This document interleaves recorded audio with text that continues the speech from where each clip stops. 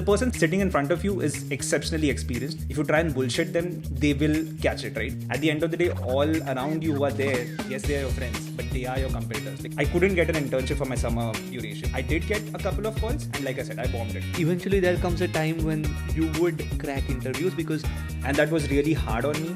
Like, it took a while to come out of it, because when a company is putting money onto you, there are at least 4 or 5 candidates and they'll pick the best. Is doing masters in the US in 2025 still worth it?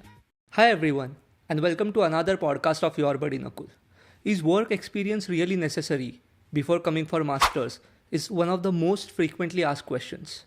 Today we have someone with us who did not had any work experience back in India before he came here for his masters, but who cracked an internship and a full-time job without a work experience. We are going to understand his challenges and his learnings and get an advice from him about how to go if you don't have any experience back in India when you come here for masters.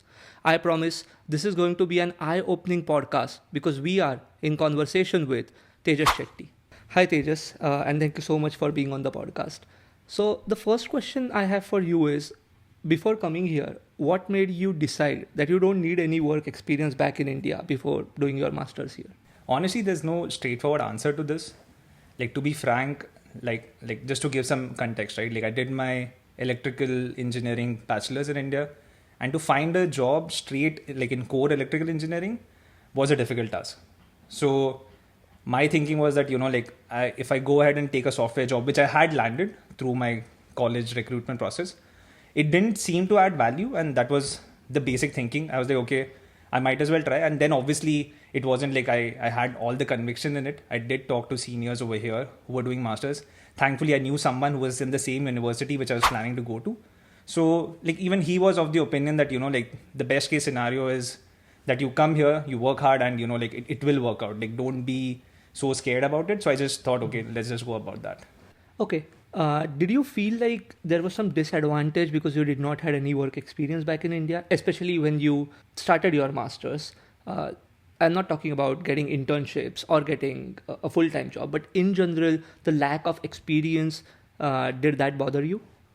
Oh yeah, definitely, 100%. Like, I think if you've not been in the industry and, when you have peers around you who have worked in the industry for a couple of years, like, there's a certain, command of how they know how to talk to people. Mm-hmm. They don't get intimidated, right? Like, I would struggle even to order a coffee for myself, right? So something as simple as that, I would hesitate. It's not like I didn't know how to communicate. I was decent enough with my English, but still I would struggle with that, right? So it's these small things that, because I haven't seen the world. Like, it was like I lived in a bubble where I was protected by my family. Being the youngest in my family, I was always protected by everyone, like my cousins and everything. So it was definitely hard. There's a huge learning curve, but that's what builds character, right? Like, that's how you learn along the way. You do mistakes, but it's fine. You learn along the way. Okay. And so let's move forward to the internships part especially. Did any of the recruiters ever ask you about the lack of experience back in India? Not really, because I think it was a known fact that, like, at least back then, like 10 years ago when I graduated, like, the number of people working in the industry was pretty low. So they knew that, okay, people won't have that direct knowledge. But yes, like, someone who had even a couple of years in software background, it did help them because they were good at scripting. Like, something as simple as that, right? Like, automation is something that's required in any field, like, be it electrical, software obviously, but even in electrical, there's a certain amount of coding that we all have to do. Right. So they would have an edge over someone like me who has no experience in it, but not necessarily that used to be a question from the recruiter as such. Let's jump to the main question. With the lack of work experience, tell me about your experience about finding an internship or a job. Like, how does that affected you? It is quite intimidating when you have to go to an interview and, when there is someone who's trying to ask you questions and you have to answer it. Because, like, to be very honest, like, I was not someone who was really excelling in his, like, academic years. So for me, even that was something that I wasn't confident. Like, I had to work on that as well. Now, to answer a little more in detail, what happens is, I think when you're young, you're not only intimidated, you get nervous. When someone asks you a question, you're in a hurry to answer, right? Like, you think that, okay, I have to blabber out everything that I know. But to have the mindset that, okay, you need to be methodical in how you answer, the person sitting in front of you is exceptionally experienced. They know their field. if you try and bullshit them, they will catch it, right? So, and you can't talk in circles. So these were the mistakes that I did, and I bombed at least, I don't know, like at least 2 or 3 of my chances just like that. So to answer your question where about internships, right? I couldn't get an internship for my summer duration because I did get a couple of calls, and like I said, I bombed it. And the primary reason being, like, if there's a question, I would just try and answer, like either be too fast when I'm trying to communicate, or like be all over the place and not be precise, right? So those were the learnings, and there was no one to tell me that this is how you go about it, right? Because I had no experience giving an interview, and at the end of the day, all around you who are there, yes, they are your friends, but they are your competitors. Like at the end of the day, you are competing with them, so you need to understand that. And I think there's also a baggage when you're not academically that great. You come with the mindset that, okay, you do, like I would just do what is enough, what is required, and just get by with that. But when you're trying to land a job or crack an interview, you can't get by with that. You have to be the best, because when a company is putting money onto you, there are at least 4 or 5 candidates and they'll pick the best. And if you can't prove that, it's not that you are a bad engineer. So you need to realize that on that particular day, the person who performs the best is the one who'll be selected. So you need to really work on that. Like, it really matters that you pay attention to detail. And that is something that it took a while to realize that. Like, I would try and learn everything that I could, but that was not the case. You need to be good at answering the questions and anticipating that what will be asked out of you. So I think that took a while to understand, and that is something that I feel people who were experienced knew how to do, like handle an interview, right? Like they would have their calm, they would know how to answer a question, they could anticipate what would come next. And I think that is something that I lacked. Like I would keep going in circles. Yeah, I mean, that was very well explained actually. And from someone who had an experience, so I can share my story. And you absolutely nailed it when you said that you bombed a few interviews, because even I did that, even when I had around 4 or 5 years of experience back in India. And to get used to the interview pattern in the US, you need to at least give 2-3 first interviews, right? And it definitely helps if you have some work experience in India, because even though the pattern is different, you still understand the semantics of an job interview, right? So it definitely helps in that context if you have some interviews or like work experience back in India. So with the lack of experience you had, how did you network? Like, did networking played a huge role for you to secure an internship and a job? Like, how did you go about it? I went about it like I met this guy who was my friend from India, and he was a couple of years senior to me. So I decided that, okay, like let me meet him, and I'll also try and meet his peers or like his roommates first, because all of them were from my same department. So that was my first interaction. And the other way I networked is through LinkedIn. Like I would try and reach out to people, and like it is a hit and miss. You send a message, you try and stand out in a different, like the best possible way you can, and you try and make some network over there. And then like the benefit of being in San Jose was there used to be convention centers and like events happening over here. You try and go to that, and you try and meet people, you try and understand what's happening in the industry. You try and get some contacts from there. And also, like, I think job fair, that's a good place to get to know people. So I think those are the basic things, I think, which most everyone does. Let's talk about one of the toughest rejection you faced, and how did you manage to bounce back from it? Like for electrical engineering, it's not like software engineers that there are a plethora of companies, right? Like there are only certain companies that hire new college graduates, and everyone wants to go to those companies. So at that point, it was Intel, Nvidia, to some extent some other companies as well, but these were an Apple, right? Like these were the companies that would hire a lot of new college grads. So I think the toughest rejection was Intel, because I was seeing that a lot of my peers were getting selected in that, and I landed an interview and had like really worked hard on it. But then eventually, I think, like I said, right, like on that particular day, if someone's better than you, you don't land the job. And that was really hard on me. Like it took a while to come out of it. And to answer your question, how I came out of it is like, I think I spent a lot of time trying to analyze what went wrong in the interview. Like I sat down rethinking, okay, what were the questions that I could have answered differently or maybe elaborated more on. I literally wrote down everything that I spoke that day and what were the counter questions that were asked to me. And I tried to refine each of my answers. Okay, how could I done it better? And like to give a little more detail, I remember like after that, I would like literally stand in front of the mirror and try and like make it like a like see how my body language is, like try to work on that. I used to sit with my partner and I used to ask her to ask me those questions just to get the feel of an interview and like go about it. I think I even struggle now to talk slowly, and that is something that like I worked on that as well, that I tend to talk fast. So I think that's also important. So that's how I went about it, like made notes, went back to it again and again and tried to refine myself, and eventually I got a job at Intel.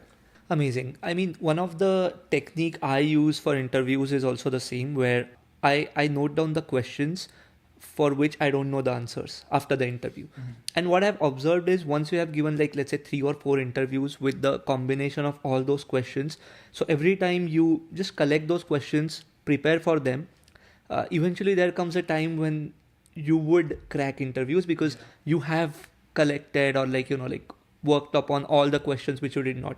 So talking about no work experience, resume is something which is the first thing that goes in front of the recruiter, even before the hiring manager. How did you manage to fill the gap of having no experience in your resume? Yeah, I think the way I was trying to compensate for that was I did have experience of working on smaller projects like back in India as well. So that was the best option that I had. So that was the only, or rather that's the only option that I had, right? So I went about doing that. But like you try to overcompensate when you lack experience.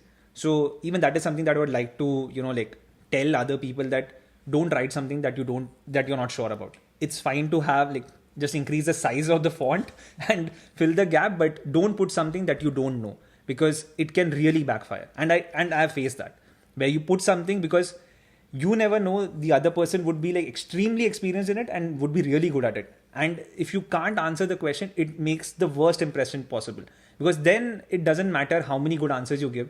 But when you can't say something that you have written on your resume, it creates a really bad impression. So don't do something that you have, like don't put something that you don't have experience with. Yeah, absolutely. Like 100% agree on that. What skills helped you to get your first internship and then your job? I would say networking 100%. Like I did try to, like reach out to a lot of people on LinkedIn, and then I would follow up. Like it wasn't like, okay, if I reached out to someone that, okay, can you please refer me to this position X, Y, and Z in your company? It wouldn't be like I won't reach back to them again. Like I would keep following up on a regular cadence. See, at the end of the day, like I said, like all your peers are your competitors. People tend to, like either get jealous of someone else's success, or you try to learn from them. And I'm someone who believes that you should be friends with everyone, and that's how I work. And I kept a good relationship with my friends. And the way I landed the internship was with someone who was working in that company, but he had an internship for the summer as well, and then it got extended into spring as well. And then I asked him to refer, like he had an opening in his team and he went ahead and referred me. So that's how I landed the job. Are there any more things in detail you could talk about networking? Because the question is always that it's true that of course networking helps, but what that exactly means? Does that mean just asking someone who don't know for referrals? Does that mean to make friends?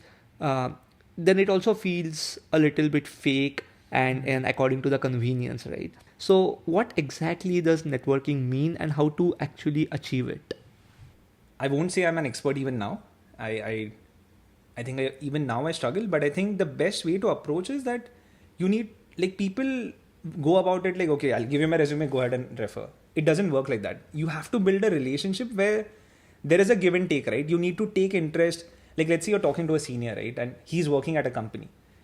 If you go to him with the approach that, okay, I've learned that, okay, this company does this, what do you work? You show some interest, you give him 2 minutes to talk about himself. Like you give him that importance. Then, like it will show that you're interested in him, and that creates a bond between you two, right?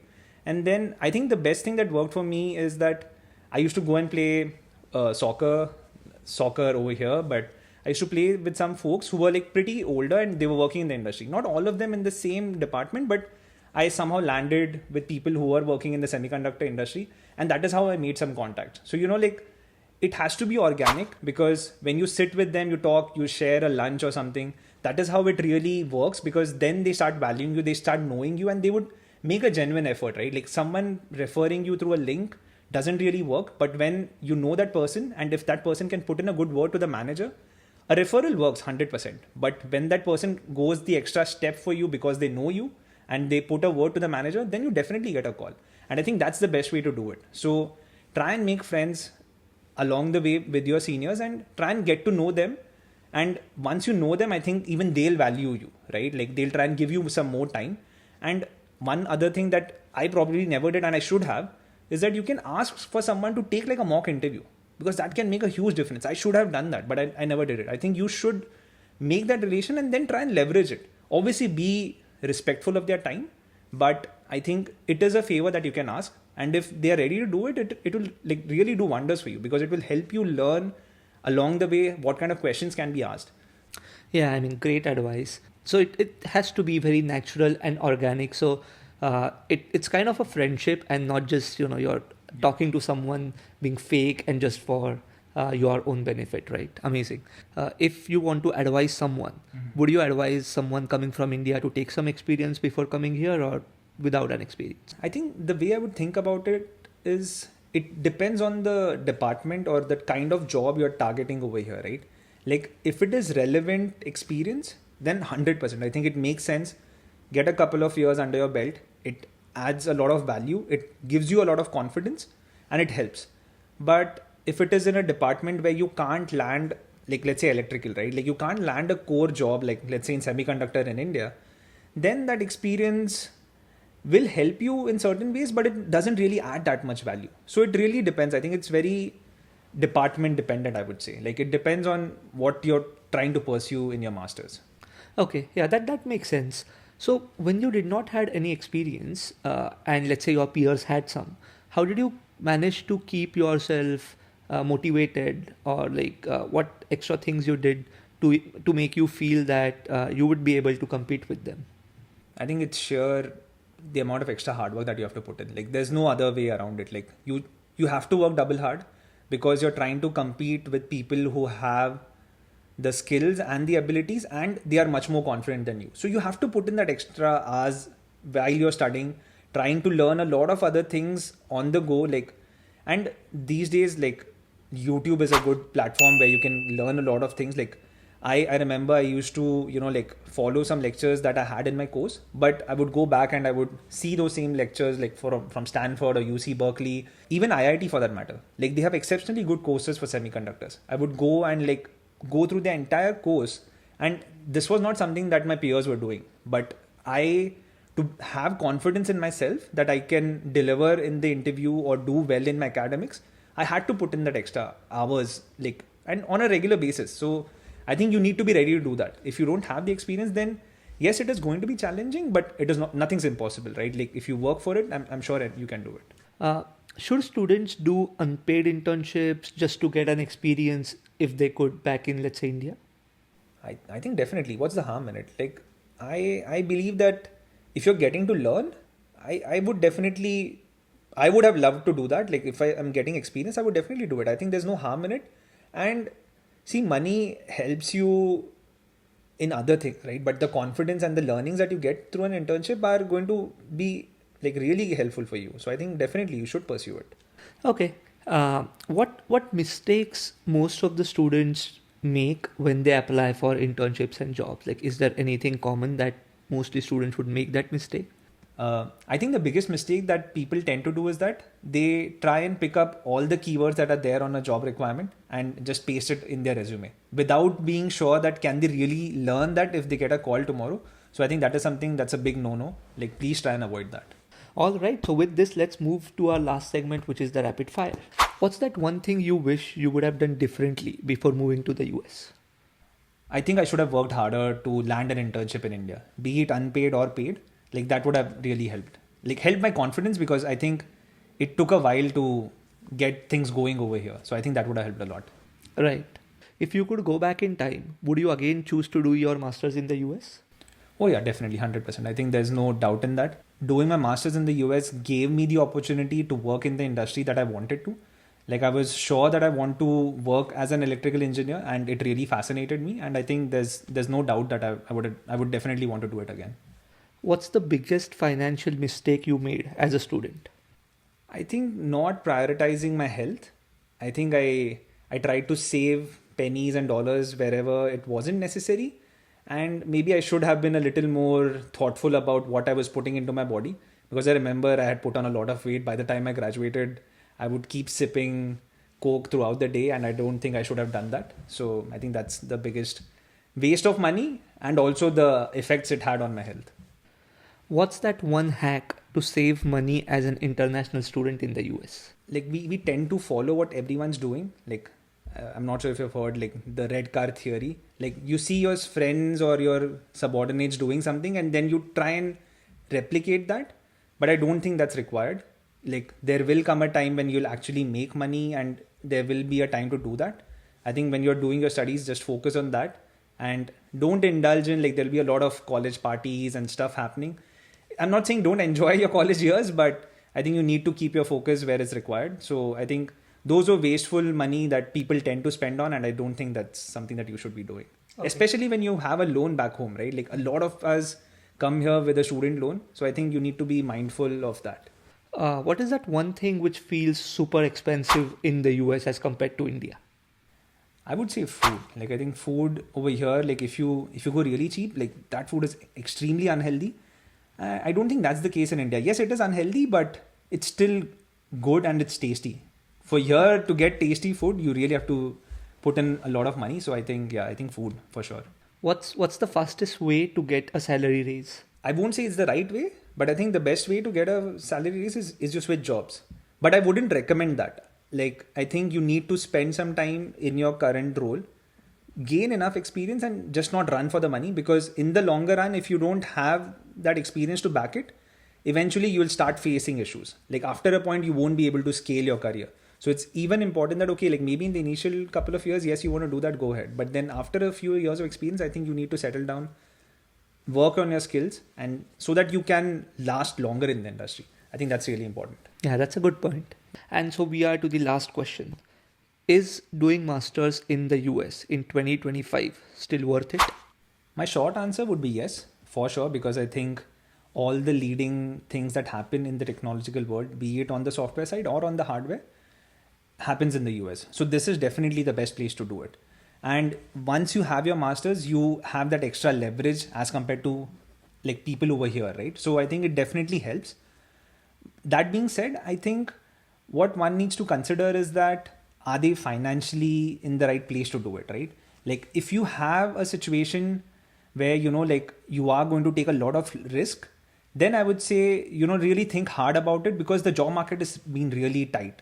Like especially for new college grads, like for experienced people, it's still fine. But I think for new college grads, I think there's a lot of thinking and time that you need to invest to evaluate what your financial situation is. If you can take that risk, and if things don't work out, and if you have a backing, see, India is growing as well, right? Like there's a lot of job opportunities opening up in India also.